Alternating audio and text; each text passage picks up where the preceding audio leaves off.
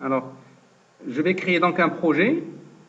Ici, donc, je vais faire une démonstration donc, à travers laquelle je vais calculer l'intégrale d'une fonction scalaire strictement monotone dans un intervalle donné par ces bornes A et B. Alors, je vais donc créer, je vais travailler avec la notion de projet, parce qu'on pourrait créer un fichier isolé, un fichier code source isolé. Moi, je vais créer un projet, comme ça, on pourrait très bien euh, voir un peu une idée sur les différents types de projets que je pourrais créer, mais aussi sur la possibilité de décomposer un programme lui-même en plusieurs éléments. Comme la démarche de résolution se base sur la décomposition, ben rien n'empêche que chaque morceau, chaque partie de codage que je vais faire, que je lui associe un module ou bien un fichier code source à part. Au lieu de tout écrire dans le même fichier, on pourrait donc respecter un peu le schéma de décomposition. Il y a plusieurs types d'applications. Par exemple, il y a des applications à interface graphique Windows. C'est une programmation que nous allons découvrir en deuxième semestre. Vous allez découvrir en deuxième semestre. Et puis, il y a des applications dites console. La console, c'est ce fameux écran. C'est ça ce qu'on appelle la console, celui-là. Donc, c'est une fenêtre à travers laquelle l'échange entre le système d'exploitation et l'utilisateur peut avoir lieu. Ici, par exemple, le système, il attend mes commandes. Chaque fois que je lui donne une commande quelconque, j'obtiens une réponse. Par exemple, je suis en train de lui donner des commandes et à chaque fois, il me donnerait donc une réponse. C'est une manière donc d'entrer en communication avec le système et par suite de réaliser ses activités auprès du système. Alors, c'est ce qu'on appelle justement la console. Donc, quand vous créez un projet de type console, toute la communication va se dérouler à travers cet écran que je viens de vous montrer. Regardez, je vais donc nommer mon projet. Je l'appelle par exemple intégrale ou calcul d'intégrale. Calcul intégrale. Je vais choisir la syntaxe C, parce qu'en fait, ce compilateur ou bien cet environnement, il me permet de basculer entre le langage C et le langage C++. Je choisirai ici C. Je pourrais donc déjà le prendre comme langage par défaut. Et puis, je valide. J'aurai donc directement la création d'un premier module, ce qu'on appelle le module principal. Bien sûr, il me demande d'enregistrer. L'idée ici, c'est d'associer à chaque projet un dossier. Par exemple, moi j'ai l'habitude de mettre des dossiers dans le deuxième disque. Ici, je vais prendre par exemple un dossier pour votre classe au niveau de la programmation C. Je pourrais par exemple dire, bon, première année, GC 4. Voilà. J'ai fait donc un dossier. Sur ce dossier-là, je vais créer mon projet. Mais il est conseillé d'associer à chaque projet, comme il serait composé de plusieurs morceaux, il faut alors les regrouper dans un dossier. Donc, à chaque projet, on aura donc l'habitude d'associer un dossier que j'appellerai aussi calcul d'intégrale. Et je vais donc passer. Je suis en train de créer un premier fichier qui aura l'extension dev, qui constitue le projet que je suis en train de faire. Regardez, je vais donc valider. Et on pourrait déjà constater qu'il y a la création d'un premier fichier, un fichier qui s'appelle par défaut main.c. Il s'appelle ainsi parce qu'il renferme ou il contient la fonction main, la fonction principale. Alors, il y a bien sûr deux inclusions qui se font par défaut aussi, parce que certainement on va faire l'échange, donc certainement on aura besoin d'utiliser les fonctions d'entrée-sortie, et par suite donc on a besoin de les insérer. Regardez, mais rien n'empêche, je pourrais créer à tout moment un autre fichier dans lequel je pourrais mettre des fonctions et que je vais donc utiliser. Par exemple, si vous voulez, on pourrait donc tout de suite le faire. Comme ça, je laisse ce fichier, ça va me servir pour tester ce que je vais faire. Et je vais donc créer un autre. Par exemple, je pourrais ajouter ici un nouveau fichier source. Automatiquement, donc, il y a un deuxième nœud qui se crée. Donc, vous voyez, cette structure aussi est une structure arborescente. Il est sans nom, il n'a pas de nom. Et c'est là où je vais faire une fonction qui calcule l'intégrale. Je vais en fait anticiper beaucoup par rapport au déroulement du cours. Mais il suffit qu'il y ait quelqu'un qui ne comprend pas ce que je fais, que je vais changer de manière. Donc, bien sûr, j'attends à ce que quelqu'un donc me fait la remarque. Donc, si vous ne comprenez pas ce que je fais, vous le dites rapidement, s'il vous plaît. Alors, je vais mettre, ça c'est en rapport avec l'outil avec lequel j'enregistre. Donc, par exemple, ici, je veux faire une fonction. Une fonction, c'est la fonction qui calcule l'intégrale. Donc, je vais définir le type de retour. Et je vais donc l'appeler, par exemple, intégré. Moi, je préfère nommer les fonctions par des verbes d'action, intégrer ou calculer l'intégrale aussi. Ça peut être intéressant. Calculer une intégrale. Voilà, donc il faut que j'indique quoi? Oui, donc les bornes, l'intervalle, donc A et B. Voilà. Comment? Et quoi d'autre? On va la mettre à l'intérieur. Sinon, on pourrait donc très bien la mettre ici comme une constante. On pourrait par exemple mettre const float pi égale, oui, on pourrait mettre ça, 22 sur 7. On pourrait le prendre comme ça, donc ça donnerait une valeur approchée. 4 fois aussi, oui, oui, on pourrait le faire. 4 fois arc tangent de 1. Oui. Arc tangent, donc ça se calcule. En tout cas, vous faites une manière de calculer, mais là, on pourrait aussi faire cette division. Mais là, attention, si on fait comme ça, on n'aura pas le 3,14. On obtiendrait quoi, à votre avis? On obtiendrait, qu'est-ce qu'on obtiendrait? 3, allons-y. On obtiendrait quoi ici, avec ce rapport? On ferait quelle division ici? C'est une division entière. Ça, c'est une division entière. Alors, il suffit juste d'ajouter un point et ça marche. Ici, on est en train de dire que 22 est un réel. 22 est une constante réelle. Comme ça, donc, on obligerait à ce que la division soit faite dans l'ensemble des réels. Alors, au niveau du microprocesseur, il y a des circuits différents qui vont assurer la division. En fonction, est-ce que vous voulez faire une division entière ou bien une division réelle? Ce n'est pas les mêmes circuits qu'on utiliserait. Donc, au niveau du langage C, il va falloir qu'on se méfie avec ce genre de calcul, parce que sinon, ça va donner une erreur, une grande erreur dès le départ. Mais pourquoi je veux calculer pi, en fait? Pourquoi pi? Vous avez un prof qui a l'esprit tout ailleurs aujourd'hui. Pourquoi pi? Je ne sais pas, moi aussi, je ne comprends pas pourquoi. Alors, c'est pas pi, en fait. On a besoin de la précision. On a besoin d'ypsilon. Ypsilon. Ah, d'accord. Ypsilon égale. On va calculer un 1. Ça, c'est très bien. Ce film, je vais le garder pour moi. Alors, 1, 10 moins. On va calculer à moins 6. On va calculer à moins 6. Voilà, donc on a défini une constante. C'est bon? Je pourrais continuer?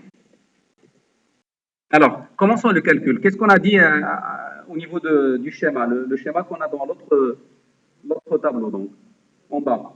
Il faut donc saisir les données. Ici, on n'a pas besoin de le faire parce qu'on va les recevoir. On a donc prévu les deux paramètres, les deux informations. Celui qui va faire appel à la fonction, il va les communiquer.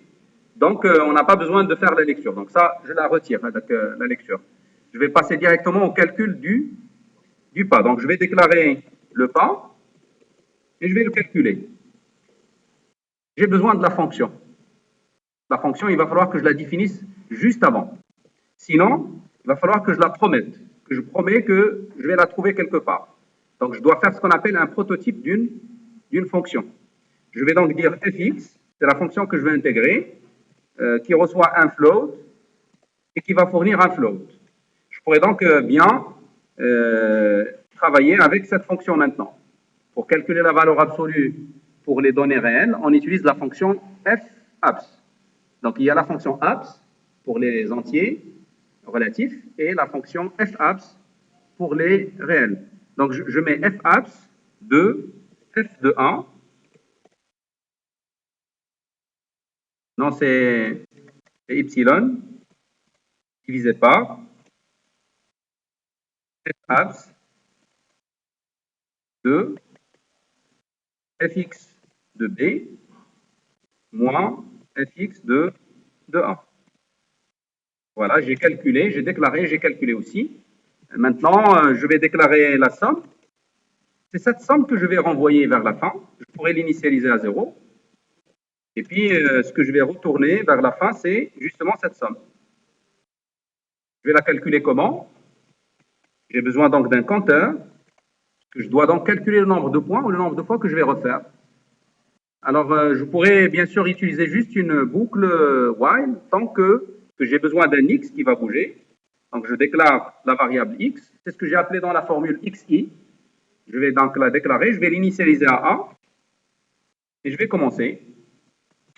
Je commence par quoi faire? Donc, par mettre tant que ce x est inférieur ou égal à b. Même le cas de b, ça dépend. On veut calculer par le min, donc on est parti jusqu'à moins 100. Donc, il faut s'arrêter bien avant. Donc, on pourrait dire moins le pas. B moins le pas. C'est bon? On retranche le pas. Tant que c'est inférieur strictement, je continue à travailler. Pour quoi faire? Eh bien, pour calculer une nouvelle valeur de somme. Somme, ça va être somme plus. Donc, je pourrais écrire comme ça, somme plus égale la valeur qu'on a auparavant, que je multiplie ou à laquelle j'ajoute le rectangle que j'ai appelé RI. Donc, je vais mettre le bas multiplié par f de x. Et qu'on a commencé à partir de 0. Bien, bien ça. Alors, je dois changer x maintenant en mettant x plus reçoit le pas. C'est tout. Donc, vous voyez que c'est juste un petit calcul de ce genre. Ça fera l'affaire. En sortant donc, on obtiendrait notre somme. On va donc la retourner. Voilà la méthode de calcul par la méthode des rectangles. Vous pourrez ici faire des commentaires. Et il est toujours conseillé de mettre des commentaires sur la fonction pour dire que fait la fonction. Donc, par exemple, je vais dire calcul, la fonction calcule, il calcule l'intégrale selon la méthode des rectangles. Voilà, donc on donne une explication à tout. Donc, on va dire le A, les entrées. Les entrées pour la fonction, c'est A, qui est la borne inférieure de l'intervalle. Borne inférieure. Et puis B, la borne supérieure. Supérieure de l'intervalle, là où l'intégration est à calculer. Alors, ici, la fonction suppose que A est plus petit que B.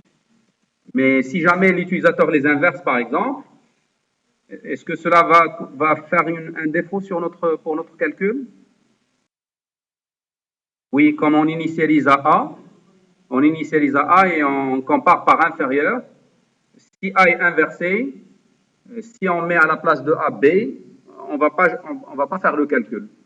Donc, on pourrait très bien faire en sorte que, quelle que soit la disposition que l'utilisateur nous donnerait, la fonction fait le calcul correctement. On pourrait par exemple les ordonner, les mettre dans l'ordre. Sinon, on va l'imposer à l'utilisateur. Comment? Exactement, on va les inverser. Exact. On les inverse. Donc, il faut juste permuter si, il va falloir faire de cette manière. Si A est supérieur à B, on inverse. Oui. Une variable temporaire, donc qui reçoit B par exemple. Ensuite, B qui reçoit A, et puis A qui reçoit B. On pourrait faire de cette manière.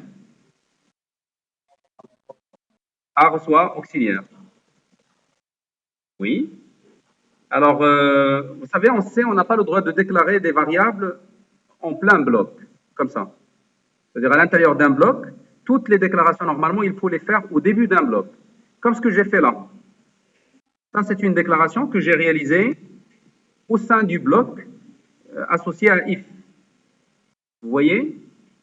Donc, si on veut respecter la norme C, on n'a pas le droit de faire une déclaration à l'intérieur d'un bloc. Toutes les déclarations doivent être placées au début du bloc. D'ailleurs, c'est pourquoi à toute fonction est associé un bloc. Donc, normalement, il faut que je déplace mes déclarations vers le haut. Sinon, je vais juste créer un bloc comme ça. Donc, c'est une manière pour ne rien changer. Je ferai donc un bloc rien que pour ça, en fait, rien que pour justement permettre à C de faire les calculs. J'ai respecté alors sa norme ou sa règle que toutes les déclarations doivent être placées tout au début du bloc. Sinon, il va falloir que je les déplace. Je ne pourrai pas le faire. Je ne pourrai pas le faire parce que j'ai choisi d'initialiser. D'initialiser, par exemple, la variable pas directement à sa création. Vous voyez, j'ai fait une initialisation. Et donc, je ne pourrais pas déplacer parce que j'étais en train de modifier A et B. En tout cas, comme il y a la valeur absolue ici, je pense que ça ne changera rien. Vous êtes bien d'accord? Vous avez compris un peu ce que je dis? Oui. Celle-là? Ah, celle-là? Ah, on a déclaré une constante. 10 moins 6. Ça se lit 10 moins 6. Le E, il faut le lire 10 moins 6. 10 à la puissance moins 6. Ah, c'est une précision qu'on a choisie arbitrairement. On veut calculer notre intégrale à une précision de 10 moins 6 près. C'est un choix, donc. Tout à l'heure, il y a quelqu'un parmi vous qui m'a dit on laisse l'utilisateur l'entrée. C'est clair? Normalement, c'est pas bien. En fait, l'utilisateur ne pourrait pas définir. On ne pourrait pas être sûr qu'il va donner une précision qui est valable. Ça veut dire qu'il peut entrer, il a la liberté d'entrer ce qu'il veut. Donc, il peut entrer une valeur qui n'est pas, qui ne peut pas être intéressante. Donc, c'est pourquoi on va l'imposer comme une constante. Et chaque fois que nous voulons donc améliorer la précision, on va changer juste cette ligne. C'est une constante alors. Alors, j'ai dit en fait qu'on pourrait bien déplacer cette variable, ces deux déclarations ici. On pourrait bien les faire. Je pourrais bien les mettre là.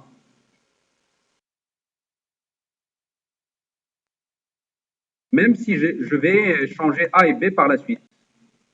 C'est clair? Parce qu'ici, on est passé par F abs. Donc, peu importe si on inverse A et B, ça ne changera rien. Et par suite, j'ai plus besoin de ce bloc. Ah non, il y a encore une déclaration ici.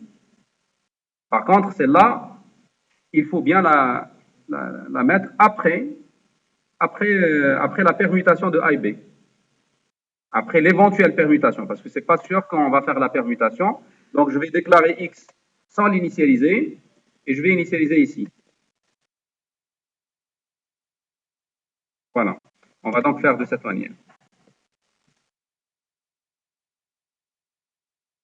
Ça fait le calcul. Alors, maintenant, allons exploiter ce calcul-là. Alors, avant d'aller l'exploiter, il faudrait que je donne un sens à la fonction. Donc, je vais définir la fonction fx. Bon, on va calculer une intégrale donnée pour une fonction, par exemple, polynomiale. Prenons un polynôme. Par exemple, je pourrais dire retourner 2 fois x plus x carré. Par exemple, ça, c'est une fonction que je vais intégrer.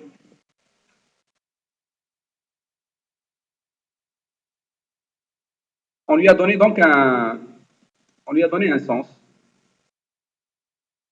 Donc, on va essayer le calcul pour une fonction bien donnée. Pour un exemple, à titre d'exemple, donc j'ai choisi cette fonction. Alors, allons maintenant l'exploiter. Je dois venir là et je vais donc travailler sur cette fonction. Je vais faire appel à la fonction. Est-ce que, ici, je pourrais bien observer la fonction que j'ai définie dans ce fichier? D'ailleurs, je vais le sauvegarder, ce fichier-là. Je pourrais l'enregistrer.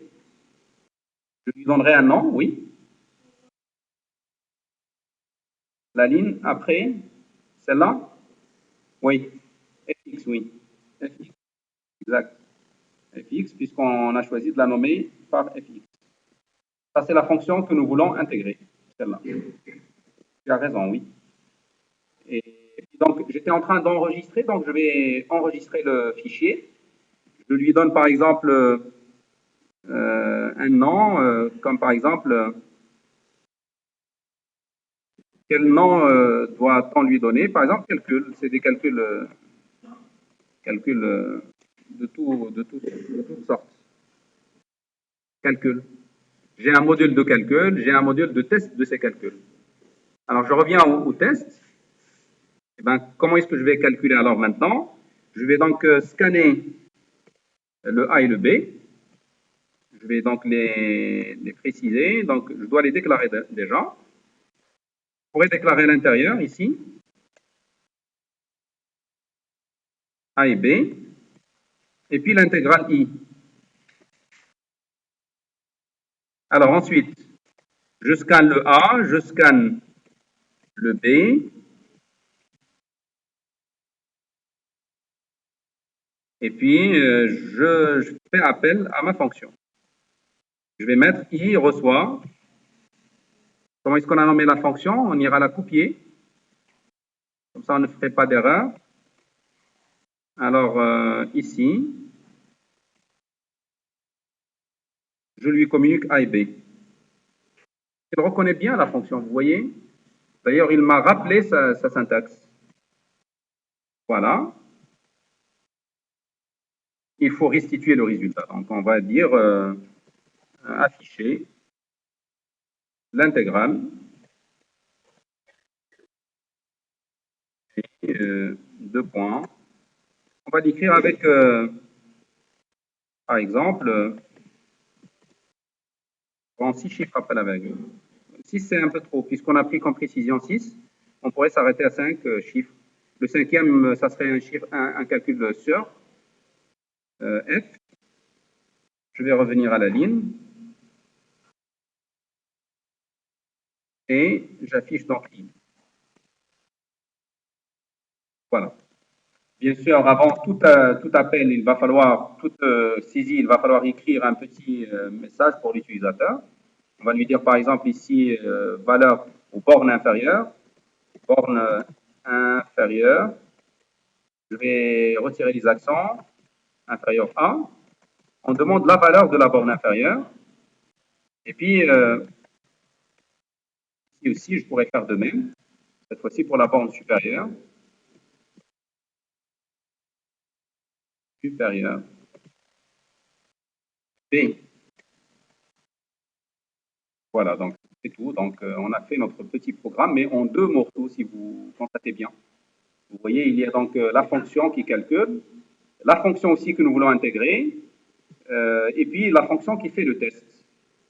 Maintenant, il suffit juste de sauvegarder le tout. Cette fonction main n'est pas encore enregistrée. Je vais enregistrer, je vais lui donner un autre nom au lieu de main. Donc, je mets test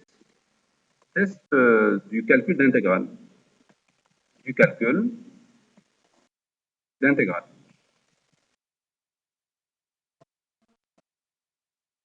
On doit inclure quoi?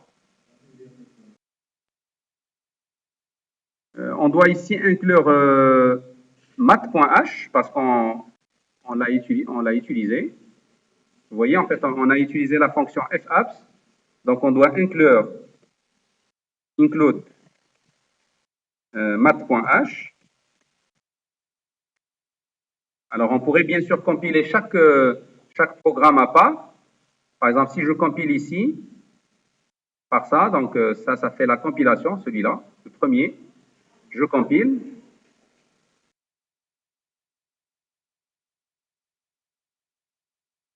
Alors, on a un problème sur float, je ne l'ai pas écrit correctement. Voilà, maintenant ça marche. Je refais la compilation.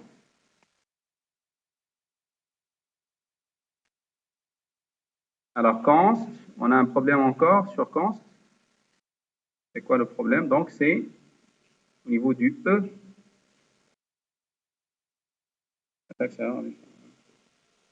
Pas que je mette l'espace, je pense.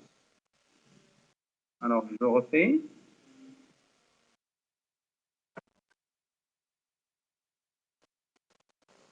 Voilà, ça marche. Donc, là, la compilation est faite. Je pourrais donc exécuter pour voir le résultat. Alors, quand vous exécutez, forcément, vous allez avoir la console. Vous allez donc, la console, il va apparaître. Et on vous demandera donc de faire, d'entrer les données. Donc, ici, c'est l'échange. Je vais entrer, par exemple, je vais calculer une intégrale entre 0 et 1. Je ne sais pas qu'est-ce que ça va donner. En tout cas, on pourrait intégrer ou calculer l'expression de l'intégrale et vérifier. 0, ça ne marche pas. 0, ça ne marche pas. Il me donne ici 0. Donc, ça veut dire que ce qu'on a fait n'est pas bien. Alors, est-ce qu'il y a le problème? Alors, somme, on a donc recalculé somme en y ajoutant comment? X plus égale le pas. Et le pas, on l'a calculé. Où est-ce qu'on a calculé le pas? Si, on l'a calculé ici. Il serait intéressant de voir qu'est-ce qu'on a dans le pas. 10 moins 6 divisé par f de b, f de 1. J'ai pris comme fonction 2x plus x carré. Donc, il est 2x plus x carré. Si on intègre, ça va être x carré plus x au cube sur 3. Entre 0 et 1. Donc, c'est 1 plus 1 tiers. Ça doit donner normalement 1 plus 1 tiers. Alors, ici, ça ne marche pas. Il serait intéressant de voir le pas. Peut-être que ce qui a posé problème, c'est ce calcul. En tout cas, on pourrait donc voir la valeur du pas, c'est égal à quoi? Donc, je vais le visualiser ici. Je vais l'afficher. Le pas, par exemple, égale pour son f.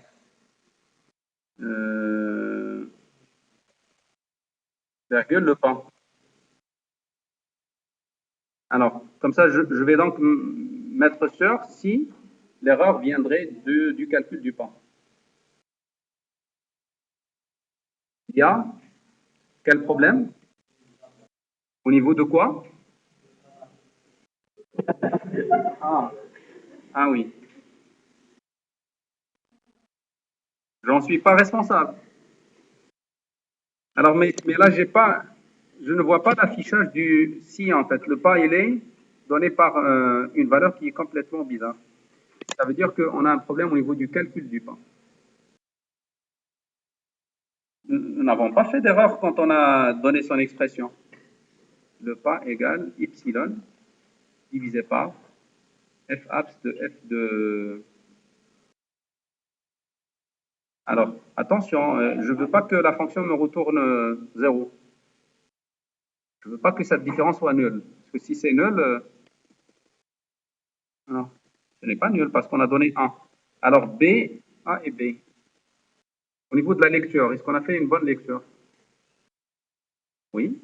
Pour son F, adresse de... Pour son F, adresse de B.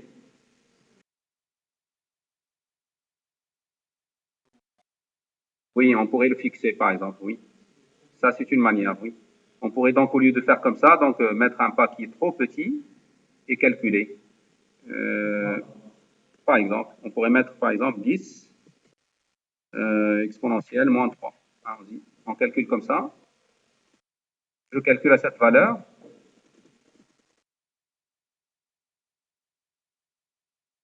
While x inférieur à b moins le pas.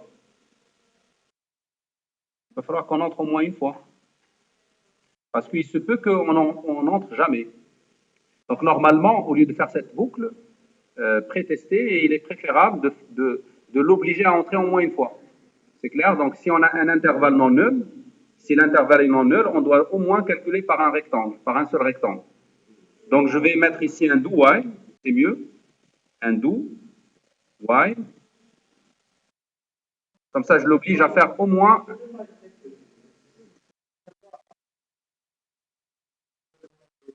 Là où l'autre fois, en fait, quand j'étais en train de calculer avec la formule, il se peut que c'est ça ce qui a fait l'erreur. Parce que comme on dit inférieur ou égal, si par exemple le calcul il se fait avec un pas, mais normalement on ne doit pas trouver un pas égal à 1. On a mis 10 moins 6 divisé par 1. Normalement, c'est 10 moins 6. Donc le pas doit être égal à 10 moins 6. Si je calcule avec 10 moins 6, par exemple, normalement, c'est ça qu'on avait au départ. Donc je pourrais garder ce que j'avais tout à l'heure. On a dit x inférieur à b moins le pas. Inférieur ou égal. Même en cas d'égalité, il va falloir qu'on entre. Et puis, en somme, on fait bouger le pas. Alors, je recompile.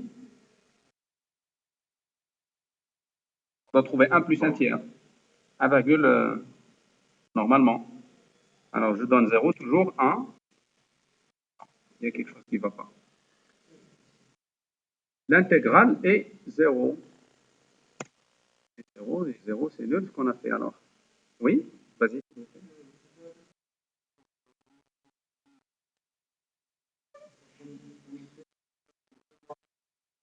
Le passé.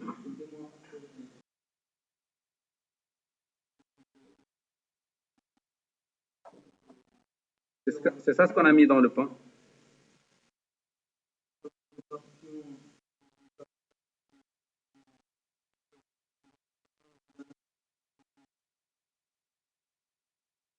Ça, c'est pas un problème.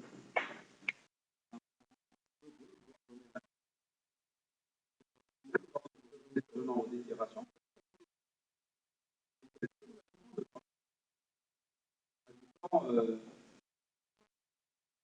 Un incrément à x. Vous êtes obligé de calculer.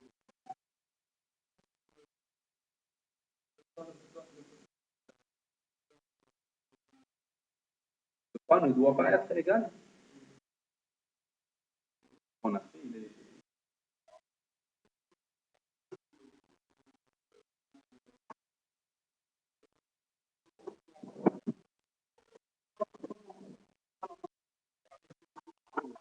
Vérifions pour x carré d'abord. Uniquement x carré.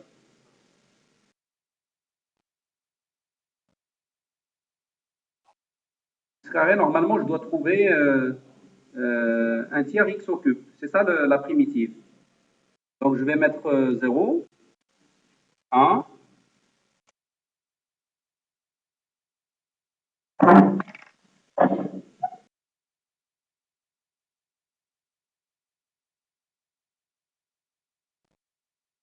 Je vais vérifier en fait, parce que là, vous savez qu'est-ce qu'il me donne au niveau du pas? Ben, il me donne une valeur, quand je donne 0 et 1, il me donne l'infini au niveau du pas. Oui. 1, 0, donc ça n'a pas de sens.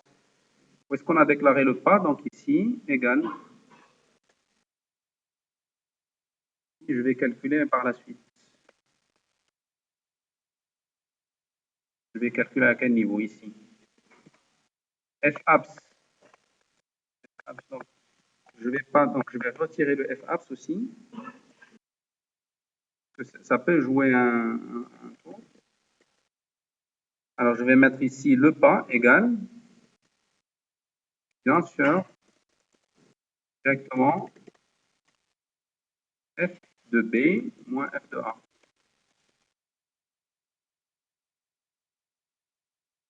Ce qu'on a écrit, il est correct.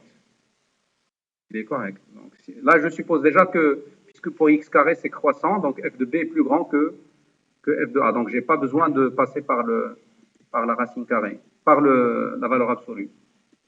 Et puis, je calcule le pas et je l'affiche. Donc, je veux bien qu'il me donne une valeur correcte.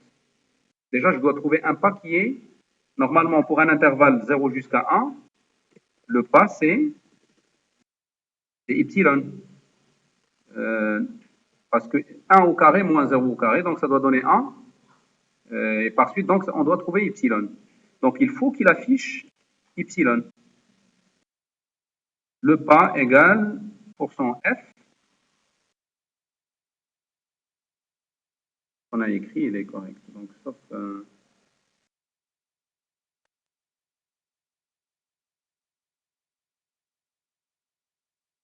0, 1, non. Alors, je ne pourrais pas dire c'est dû à quoi.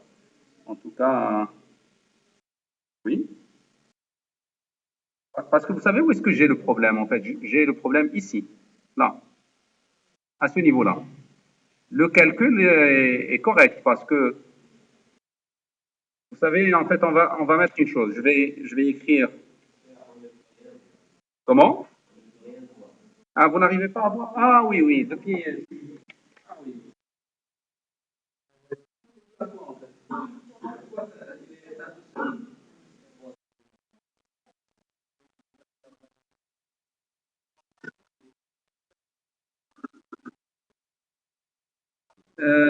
En tout cas, moi, je vois un petit peu ce que j'ai ici. Donc, ce que j'ai écrit, au niveau écriture, il est correct. Sauf que, au niveau calcul, il y a une erreur que je n'arrive pas à trouver. En tout cas, j'ai calculé le pas égale epsilon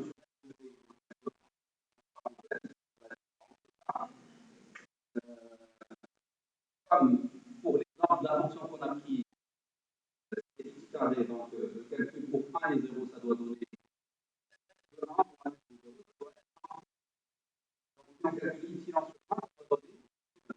On doit trouver 10, 10 moins 6.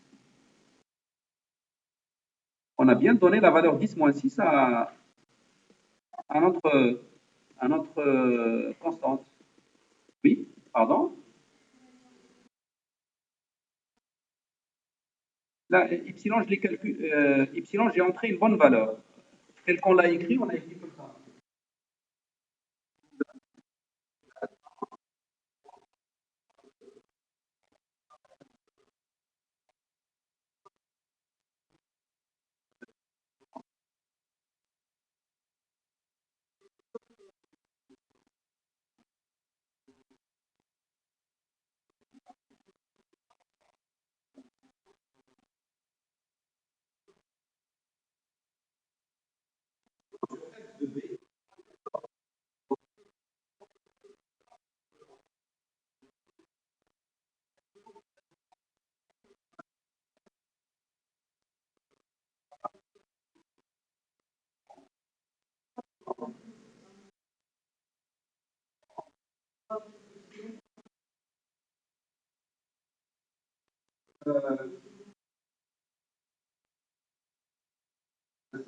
En fait, c'est peut-être que l'erreur, il est dû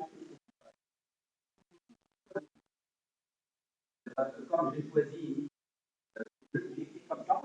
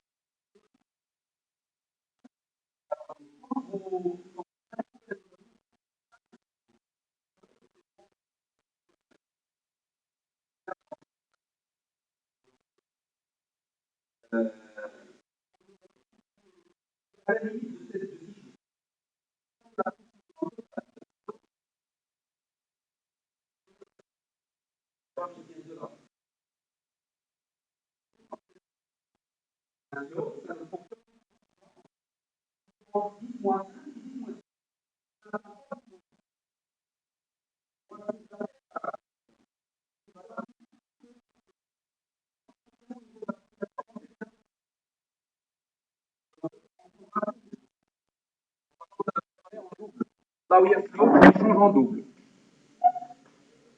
Donc, je demanderai de faire le changement. Je vais mettre contrôle, on vient changer, remplacer,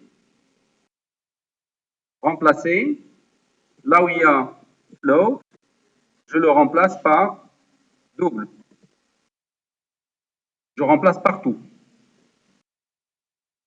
OK? Alors, ça d'une part. D'autre part, Quand on affiche le double, il faut mettre un LF, comme ça. Il faut changer le spécificateur de format. Alors, là aussi, il faut faire la même chose. Donc, je change le double de cette manière. Et là aussi, je vais mettre LF. LF, je pense. Donc, je vais compiler.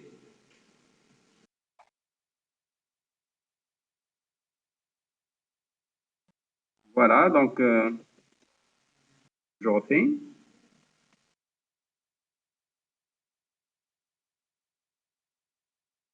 Voilà, maintenant, je pense que ça va fonctionner.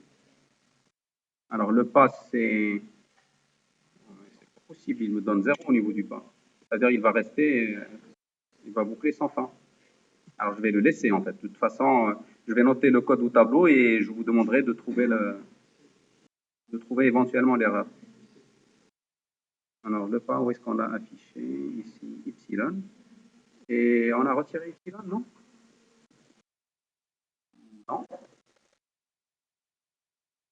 Non.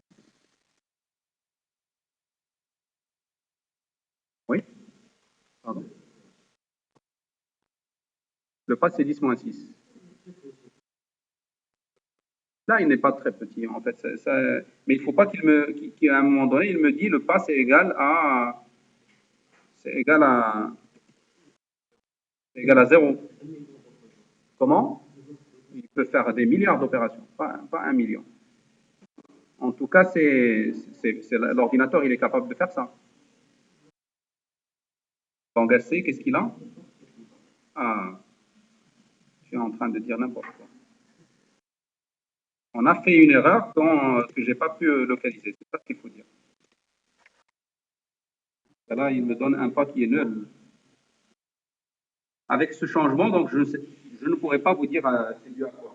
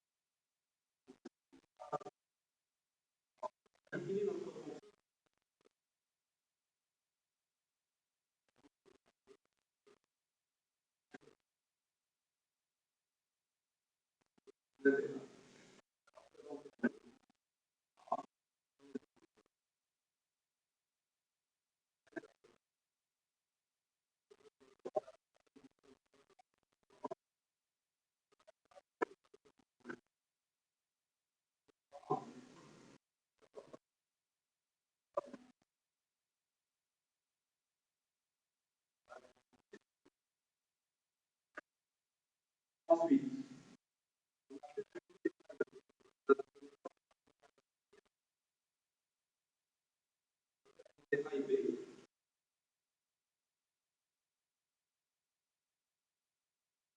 hier, on l'a déclaré. Oui, on l'a déclaré en tant que double.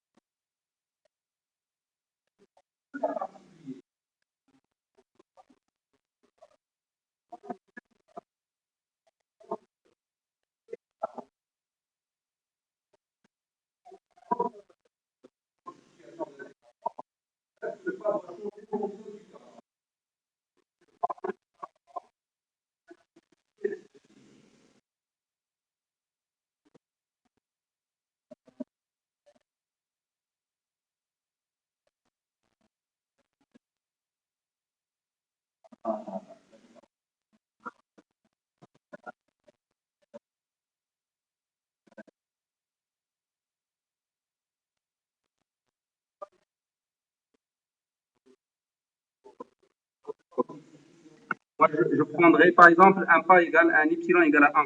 Je veux calculer à ou bien égal à un demi, par exemple. Voici ma précision. Je tolère donc une erreur de 1 dixième, ou de l'ordre de 5 dixièmes. Alors, ensuite, je sais bien que l'écart entre f de b et f de a pour x carré, c'est 1. F de 1, c'est-à-dire x 1 au carré moins 0 au carré, c'est 1. Donc, je vais en fait demander de faire le calcul, de recalculer, de recompiler, et j'affiche toujours la valeur du pas. Il faudrait que je trouve déjà une valeur qui est, je pourrais bien la calculer, c'est 0,5 sur 1. Donc ça doit donner 0,5. Alors, je lui entre 0 pour A, 1 pour B, et ben, il me donne un pas égal 0. Donc,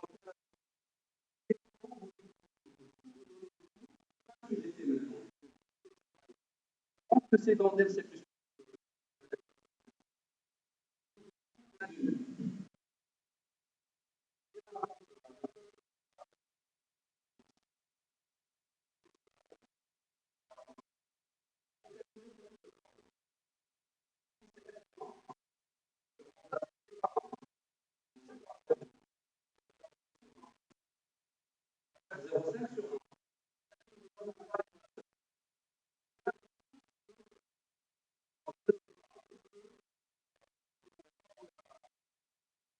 Vous l'expliquez. Donc, je vais peut-être prendre un autre, un autre compilateur et je vais copier le même programme, exactement le même programme. Adresse de A, adresse de B, donc on a lu correctement. Vous savez, c'est ce que je vais faire. Ou bien le fait de travailler par les deux modules. Le fait de travailler par les deux fonctions, les deux portions. Je n'ai pas pris tout, donc je vais annuler. Voilà ce que je vais faire. Donc, je vais prendre la totalité. Je vais fusionner les deux modules. Je vais les fusionner en un seul.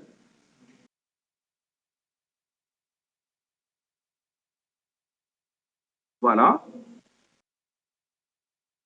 Et puis, celui-là, je le retire complètement.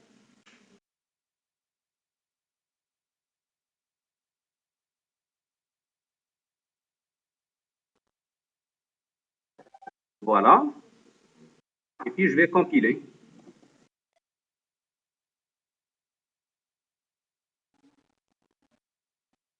S'il vous plaît. Alors, je rentre 0, 1. Non, c'est la même erreur. La même erreur. En tout cas, je vous laisserai essayer ce programme. Vous avez la fonction qui fait le calcul. Vous l'essayez. Donc, bien sûr,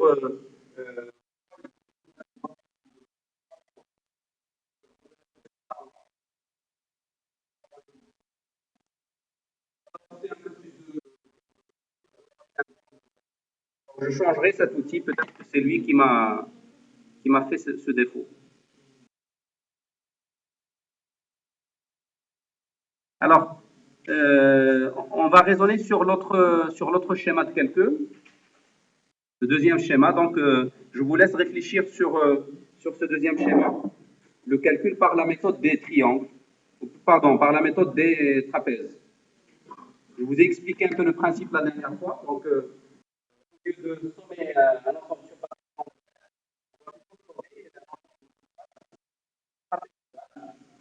ce qui permet de ne pas faire un encadrement de la façon que nous voulons chercher. On va calculer par itération successive et chaque fois qu'on aura deux calculs de suite, on va mesurer l'écart entre les deux et voir si c'est inférieur à une précision, on pourrait bien s'arrêter. Donc, réfléchissez à ça et on fait la correction juste après la pause. Moi, je vais chercher un petit peu qu'est-ce qui m'a fait ce problème. Donc, je vais changer complètement d'outil. Je vais le faire sur Visual Studio.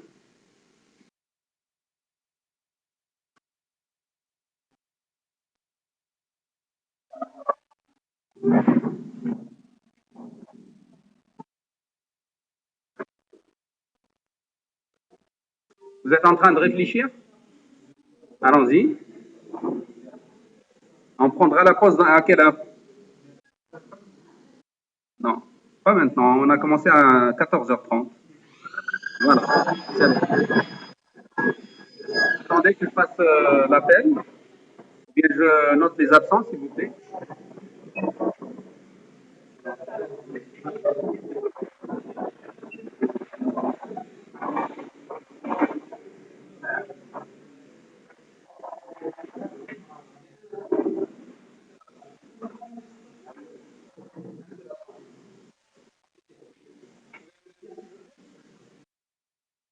L'absent.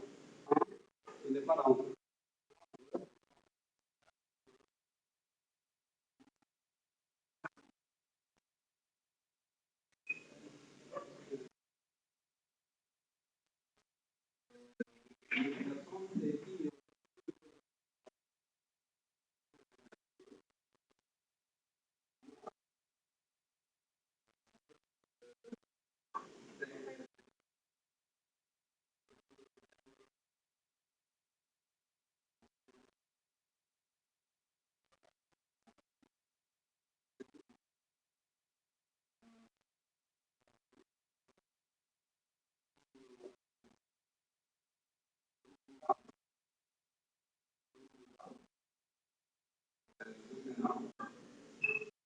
لا